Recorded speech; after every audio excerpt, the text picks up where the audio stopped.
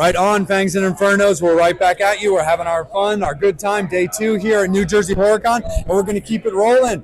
Lochlyn Munro, thank you so much, my friend. It's been great to see you. We got to see you at PA HorrorCon for a couple of minutes. You know, a little quick appearance. Dipped in. You know, it's like you were being held by your ankles, like dangled down in front. But first and foremost, man, thank you so much for your time. And how's the weekend been for you so far? It's been fun. Yeah, a lot of cool people here, and a lot of co-stars like Brittany Daniel. I honestly haven't seen Brittany since we did White Chicks together. So so it was really cool to just chat with her and just kind of catch up on each other's lives. And she's such a lovely person. So really cool. Like not only do I get to meet fan base, but often once in a while I get to actually meet my co-stars, reconnect with your peers and stuff. Absolutely. And one of the things that's also cool and very just rad from your filmography is there's so much talk about another a new scary movie of which you were a part of in the kickoff of that franchise.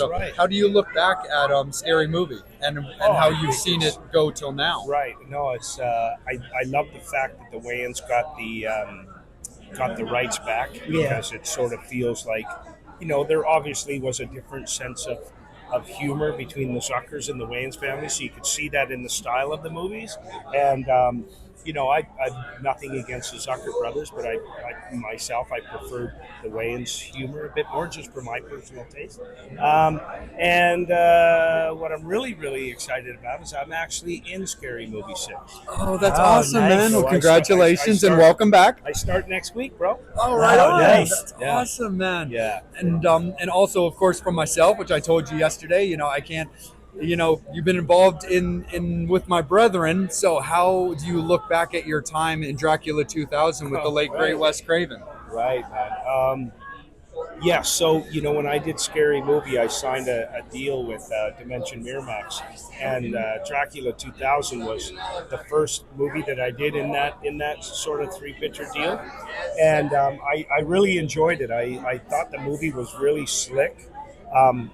It was directed by a gentleman who used to be an editor of a TV series that I did in Canada when I was a teen. Oh wow! So that was really cool. Amazing that all just came in full circle. The interesting thing for me about Dracula 2000 is that we started shooting without a Dracula, and so the cast, Omar and myself and Danny, and every day we'd be like, "So who's Dracula?" They're like, "We don't know yet." And then next day, "Who's Dracula?" They're like, "We found a Dracula." And we're like, "Who is it?" And they're like, "Well, it's a Scottish actor. He just finished doing a Attila the Hun miniseries." And we're like, "And who is it?" They're like, "His name is Gerard Butler." And we're like, "Who is Gerard Butler?" So then Gerard Butler comes to set, and we all meet Gerard Butler. And I look at Gerard Butler, and I go, "This man is a movie star." And so Jerry Butler became a movie star. Absolutely. But I knew it right away, bro. Yeah. Oh, that's but I thought the movie was a lot of fun. I thought it looked really good. Yeah, it was really like slickly shot. Right? It's just real, just clean and stuff. And it's tricky too, because again, we're not going to get super into it, but there's such a diverse filmography to just vampires in general. Exactly. And so it's very tricky. My big thing that plenty of people have heard me go off on tangents for myself is my only real trigger when it comes to vampire movies is how you present the lore of it. And I'm a big supporter of your personal vision, how you want to portray something, but I kind of look at it where there's the classic stuff, sunlight, garlic, steaks, so on and so forth. If you want to venture into other things, kind of like when we were back in school doing math, I understand, show your work. So if you want to go in a direction that's maybe not exactly the norm or the classic of vampiric lore, just show your work. Simply explain or find a way to make the fans see why you went that direction. So that's always a big thing for me. And that's one thing I do like about, the Wes Craven trilogy, is they're all very, very unique. Some hit better in places than others, but again, that's the way the film industry is. But they're all very well designed. And that was something I could always appreciate, even if some you know, some of the latter movies are not as strong as what Dracula 2000 started off. Right. I do think they're all very well designed and have a quality story to tell. And so that's always something I thought was really, really cool. Devil, my friend, take it away. Yeah, so for me being growing up, the main movie I want to talk about, I was always a huge Saved by the Bell fan. Right. So talk about working with, Mark Hall on Right. Dead Man on Campus. And Right. do you still get horny enough that you like to hump couches? Yes. Okay, so I'd known Mark Hall for a while. We're both hockey.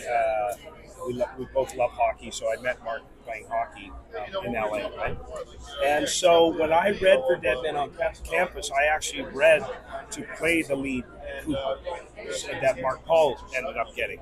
So when I found out that Mark Paul got the part, I said to my agent, "Do you think I could read for that Cliff O'Malley character?" And so they let me come in and read for Cliff O'Malley, and I went nuts in the audition. Like everything that you saw me do in the movie, I kind of did in the audition. Like I humped the casting director's couch. I chugged a beer in her. So the funny thing is I was at a little Mexican stand in LA off of Sunset getting burritos or whatever. And not a lot of people know that Mike White wrote Dead Man on Campus. So if you guys know all the White Lotus TV shows and The stuff. TV shows, So that's Mike White, right? So Mike White wrote Dead Man on Campus. I get this tap on my back. I turn around and this kind of nebbishier, smaller, skinny, red-haired guy. And he goes, "Are you Lochlyn Munro?" And I go, "Yeah." He goes, "My name's Mike White. I wrote Dead Man on Campus." And he goes, "Your audition tape is making the rounds at Paramount." And I was like, "What?" He goes, "Dude, that audition tape was crazy." So that's how I ended up in Dead Man on Campus. And then when I got there, they let me improv. I just went off. And then Sherry Lansing, the head of Paramount, because my character was supposed to die in the movie. Yeah. And so she was like, no, that guy doesn't die. So they had a way of keeping me alive. And then we wrote a bunch more scenes.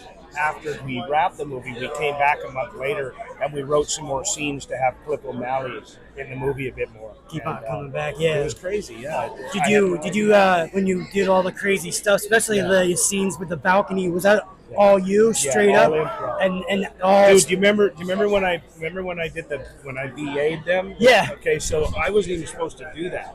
And not only that, I went up to a grip. I was behind the scenes of the balcony, and I had a black Jiffy marker or Sharpie, and I said to a grip, I go, "Bro, this is gonna sound weird, but can you write 'Eat Me' on my ass?" And he's like, "What?" I go, "I know it's." He goes, "Yeah, no problem." So I pulled my pants down. He wrote "Eat Me" on my ass.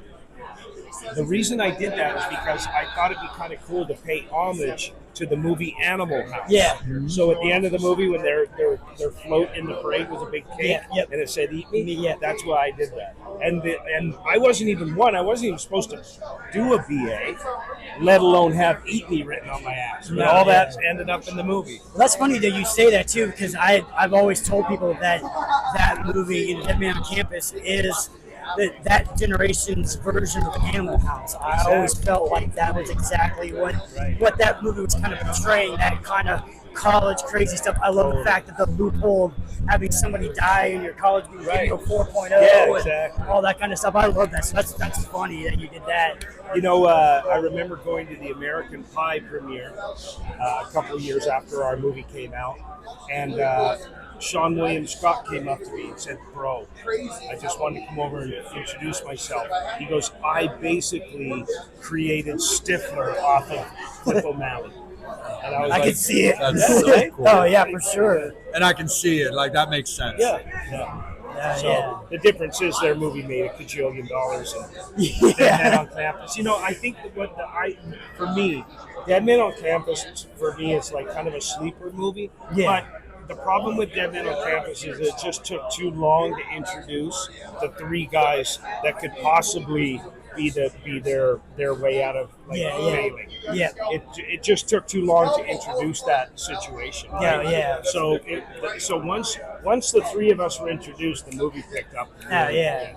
I feel like Drop Dead Fred had a little bit of that feel, where it's got that kind of humor mixed with like raunch, but just very like a unique style of delivery on things.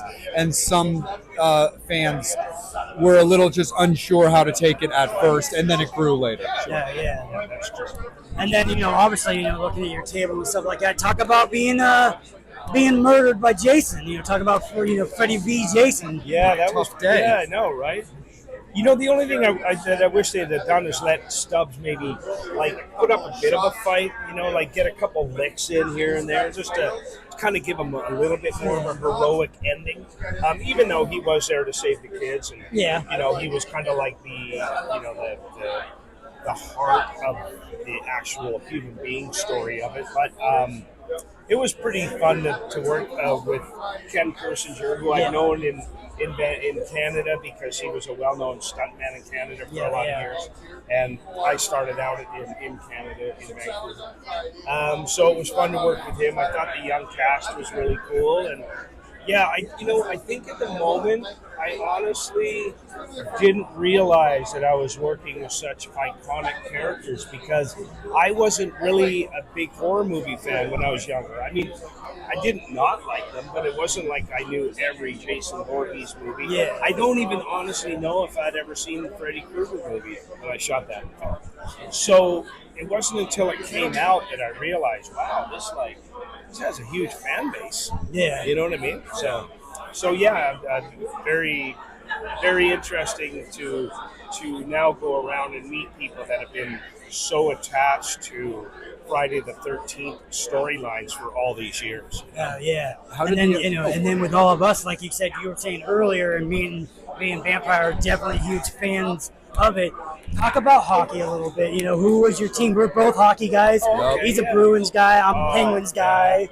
But talk about your love of hockey and stuff like that. Who are you into? And now the hockey season's getting ready to start right now. Yeah, I mean, I'm from Vancouver, right? Yeah, so I figure you're probably. So I'm a Heartache Canuck fan. Yep. We've been to the dance when I was really young against the Islanders in '81 or '82. And we just got swept by Bossy and Trottier and those guys. You guys are a little young for that, but yeah, it was and then of course 1993 or 92 or 93 or 94. 94 New York Rangers. Man, then what a series! Right, like 7 games, crazy. Yeah, with Pavel and then Nathan Lafayette ringing that off the crossbar right before, it was in overtime. Yeah, it was in overtime. And he hit the crossbar. And I played for the Canuck alumni team, so I play with Lafayette. Oh. And so we talk about that moment a lot. Trevor Linden. Yeah, Linden, and Dave Babbage, and Kirk McLean. I play with all those guys. Herke Lume. Nice. That's cool. Yeah. I always liked Kirk a lot. I was always a big fan. Yeah, he's a really cool guy. To be honest, I've always wanted you guys to bring back those jerseys. Well, they do use them as a third jersey. Yeah, but I think they should be their regular. That black, red, yellow. Yes. And now they have the flat black helmets that go with that. Oh, that looks dope. Mm-hmm. So, and then of course the Bruins. God damn it! Honestly, that was our series. The Bruins slapped us around a bit, right? And it's interesting because the NHL was going towards more of the team that Vancouver built. Right, that they were taking that sort of intimidation size rough game. They were trying to make the game a bit more quicker, smaller, a little more about skill, right? Yeah. And it bit Vancouver in the ass because in the playoffs, all that hockey went out the door. It became who was going to be sort of even the way the Panthers played in the last couple of years, right? The depth of that team to be able to pound you and to be able to, like a Matthew Tkachuk style, right? Yeah. Vancouver didn't have that. We had all these young, Mason Raymond and all these guys that in that series against Boston I mean, I was watching it and just sweating because when you guys took the 2-0 lead, 8 seconds into overtime with that wraparound goal, I'm just sitting there bro, this is going to be a bad series. But then Lucic and Marchand, just they up that physical game. And Sean Thornton. Yeah. Oh, the intimidation factor, like that. Yes, it was. I mean, you remember when Marchand punched Henrik Sedin or Daniel Sedin like 5 times in the head? Yeah. Like, I watched that and I was just couldn't believe that no one on Vancouver did a thing about that. And that's when the series turned. Yeah. Right? Like, you know, you got a guy like Marchand, and he's an awesome player. But he was pretty young back then. For him to, like, just sit and punch, like, a guy like Sedin, you know, in the head a couple times and no one does anything about it. Like the Twins. Like, I remember when you guys traded up to have those 2 back-to-back picks, and everybody. That was the first time I also ever saw, like, the what do they call it? The commissioner of a sports league not even do with the second pick and then come back with the third pick. He just said straight, with the second and third pick in the NHL draft, the Vancouver Canucks are taking Hendrick and Sedin. Yeah, like I said, one speech. I miss a lot of that game too, especially when it was physical. Like, you know, you had guys like George Lamack. It was for love watching the fighting, and I understand now it's a different sport, but trying to make it like so these players can play a lot longer. It's a lot more, healthier too. Head injuries. They also feel that taking the fighting out of the game is growing the sport. I think that they felt that certain people wouldn't watch the game if it was too violent. I don't really know, but the skill level and the speed of the game, bro, is freaking awesome. It's insane. Right? So, like, what they really need to do is they need to lengthen and widen the ice. They need to make it a European size rink. International ice. So because now, like, skilled players have that little extra room to just burn, right? The problem is that you take away seats when you widen and lengthen. And so the owners are like, well, no, he's going to take money out of our pockets if we widen these rinks. For sure. But it's that's why I love watching the Olympics when it's overseas. Now all of a sudden the ice is bigger and these guys are flying. Good, man. It's so good. And now one of the movies I also definitely want to ask you about, because I'm a big fan, is Totally Killer. I love that movie. I loved it too, but it got a little buried because we were on strike. When the movie came out, we were on strike, bro, and we couldn't talk about it, couldn't do anything. And honestly, it's one of my favorite movies that I've done. I thought Kiernan Shipka was so good. I thought the storyline was great. You have a slasher film, you have a Back to the Future, and you have a little comedy in there. And working with Julie Bowen was like such a treat.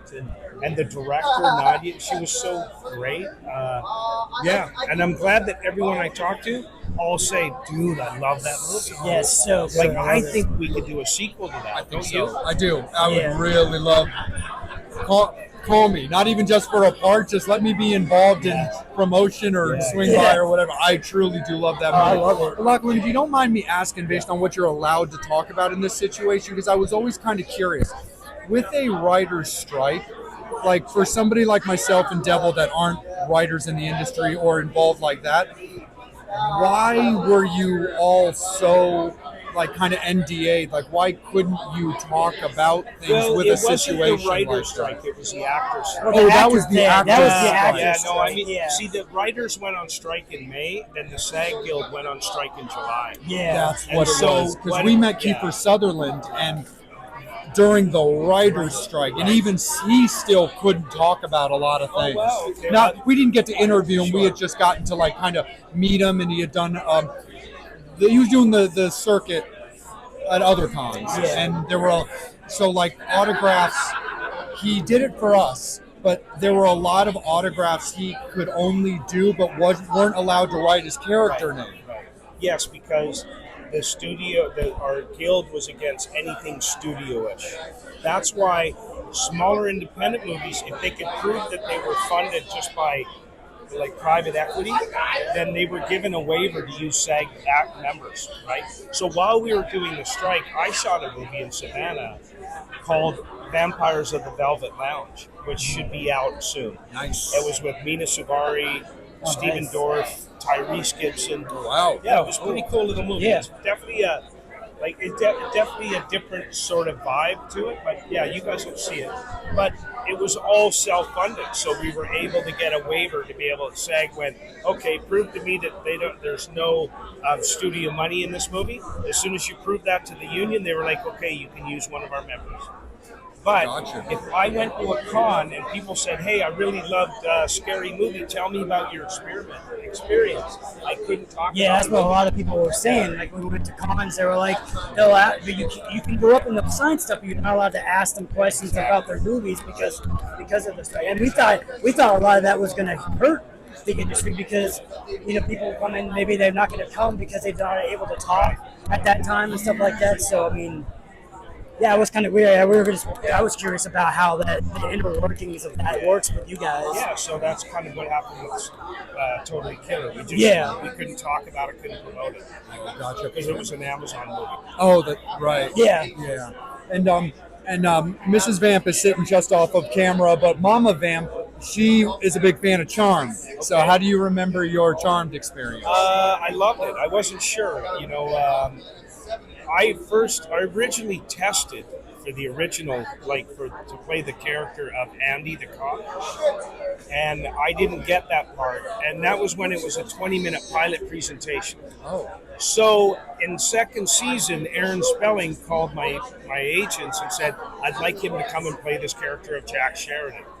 I was shooting Scary Movie at the time, so I actually shot my first episode of Charmed while I had to fly back and forth between LA and Vancouver because I was shooting Scary Movie at the time. And that was shot in Vancouver? Yeah, Scary Movie was. Yeah. Oh, wow. But I loved it. I wasn't sure, honestly, I was like, I don't know, are the girls going to be late all the time? Are they going to be fighting all the time? That's kind of what I thought. That was my trepidation. Yeah. But once I got there, it was lovely. The girls were great, always prepared.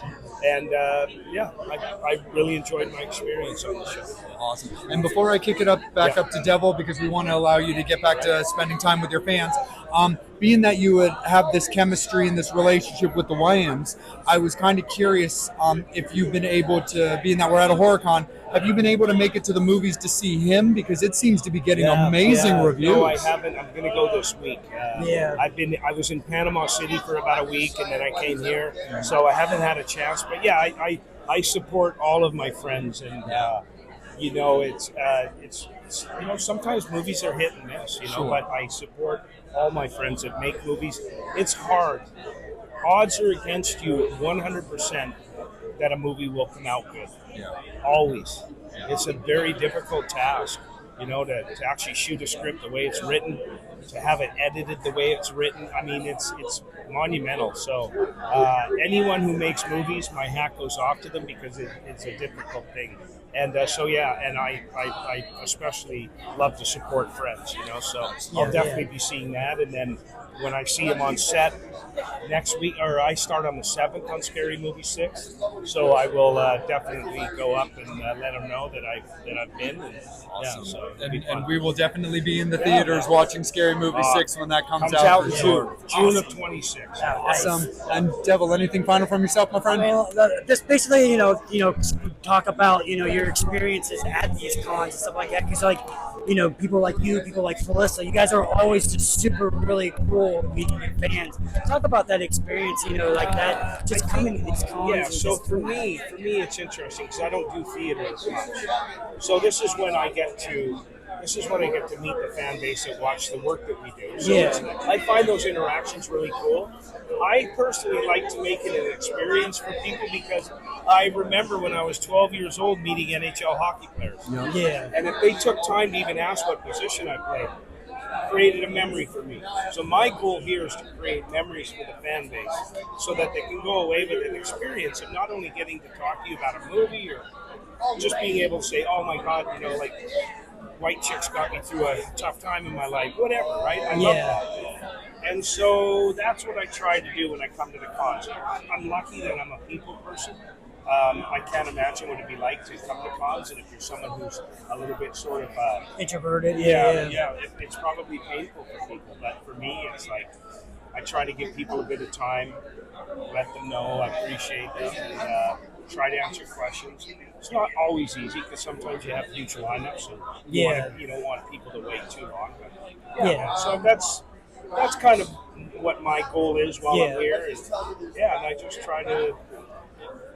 This isn't pulling teeth. Yeah. And then so I'm signing these that I hopefully entertain people in, and that's a pretty easy task. Absolutely. Did you ever establish if the Wayans brothers were more like Ben and Jerry or Haagen-Dazs?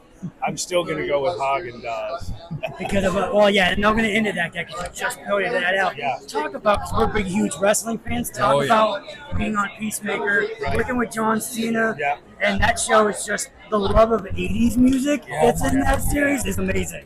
Yeah, I mean, it's such a James Gunn vibe, right? And he's amazing. James Gunn is such a joy to work with. The guy's so creative, and he's such a captain of the ship, right? Like you just feel so secure when he's running things.